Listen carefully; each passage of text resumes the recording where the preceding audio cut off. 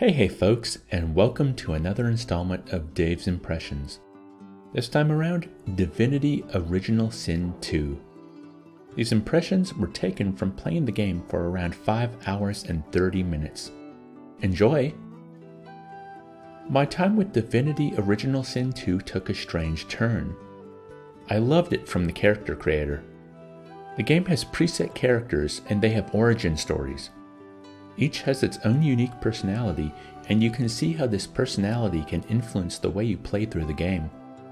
Even better is that when playing these characters, a lot of the time in the dialogue options, you'll have specific character name responses on top of choices related to their background or reputation. Not only does this give the player a greater sense of playing a role, but as the other preset characters are part of the game world and you can recruit them into your party, you must make some decisions about if the character you're playing would even tolerate any of the others.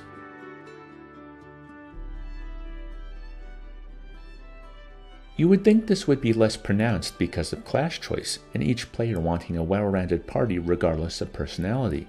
But that issue is solved by each character having a preset class, but the ability to change to whatever you want if you decide to adventure with them. Of course, I have a bit of OCD and not only wanted each character to play the role they were best at, but I wanted to make sure the character I picked at the start of the game was their default class.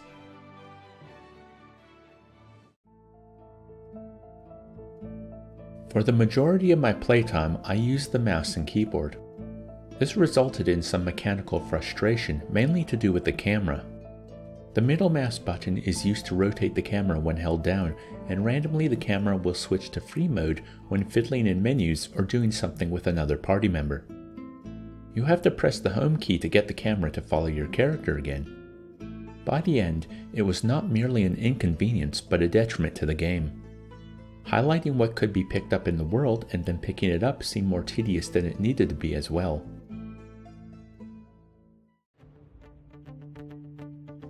Although the tactical camera for combat can be useful, combat is mostly based around positioning and elemental effects. Some of your attacks will hurt other party members and some won't. Sometimes it's best to unchain your party to spread out before initiating combat, and sometimes, well, that's always kind of a good idea because most human enemies have magic or abilities that are deadly if you're grouped together.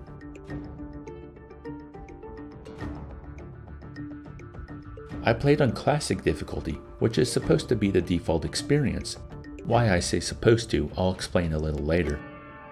In every fight, I either got destroyed, loaded up a previous save and avoided the confrontation, or just got through by the skin of my teeth. I always felt underleveled and underpowered. Some encounters were useful teaching tools for how engaging combat can be, especially if approached like a puzzle to be solved, but most of the time I felt like I couldn't understand why I was failing so hard, and looked to enjoy more of the role-playing, the characters, and the world.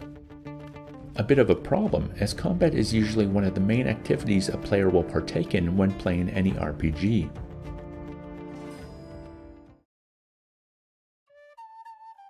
But there does seem to be many possibilities in Divinity Original Sin 2. Quests can be approached in a myriad of ways, and mechanics can be used to your advantage, but only if you know about them. I didn't pick up a bedroll until about 4 hours in and finally figured out I could rest my party members and restore their health after combat. I didn't even try to pickpocket or steal from anyone in Fort Joy, and who knows how many little secrets or useful things to pick up I missed out on. The game makes you feel that there are always options, and that's one thing that kept me playing, even when I wanted to write off combat entirely. That the world and its characters are quite charming helps too. I was listening to the woes of a fire snail during my last hour, and had a big smile on my face.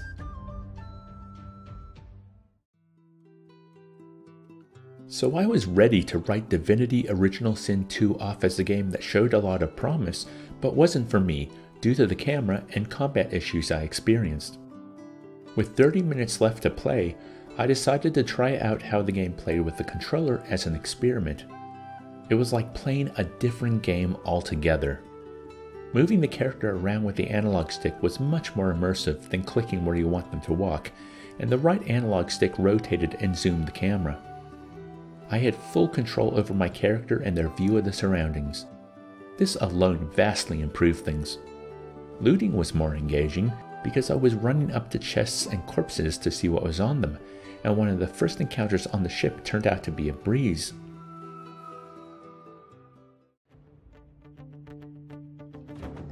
When I first played this encounter with Beast as a wayfarer, this fight was tough. When I played it with Sibyl as a rogue, it was super tough.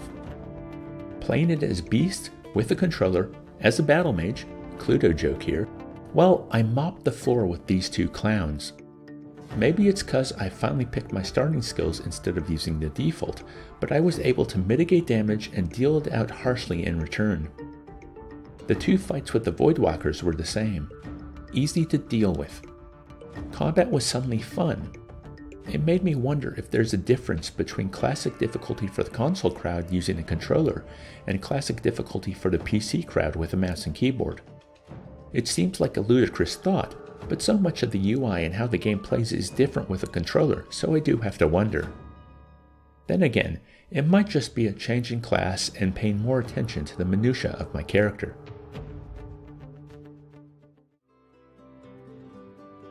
So yeah, in the last 30 minutes my opinion of the game did a complete 180. I want to play through this now. It seems like the game was designed for a controller, and I look forward to enjoying its world and its characters. This really surprised me, and it just goes to show, you never know what's going to positively or negatively affect your reaction to a work, and what, if anything, might suddenly change that reaction. Thanks for watching. If you enjoyed this video, please like, comment, share, and subscribe, and I hope you're having a wonderful day.